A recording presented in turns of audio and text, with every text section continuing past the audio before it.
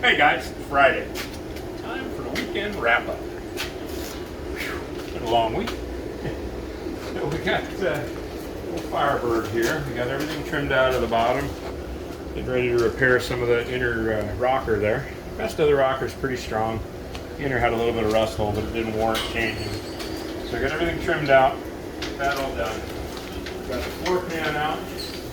Welded in all of the reinforcements, braces, the cross members. Put in the frame rail, attach the trunk pan to the floor pan, put in all the frame rails, the back panel. So basically this is all one piece ready to slide in as soon as I get those rockers done. So this should become pretty much a one-piece car again rather quickly. But that's all finished. And you know, it's one of those deals where you drill a bunch of holes and you button weld so it looks like the factory welds, but it takes a lot of time drilling all those crazy holes.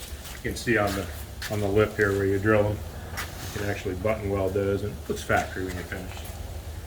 So she's coming along. The Phoenix is rising. And we went down and picked up the tubing for the roll cage, so we got that in. And made some pretty big headway on David's Suburban back there. So we got all these parts in the pocket sealer now.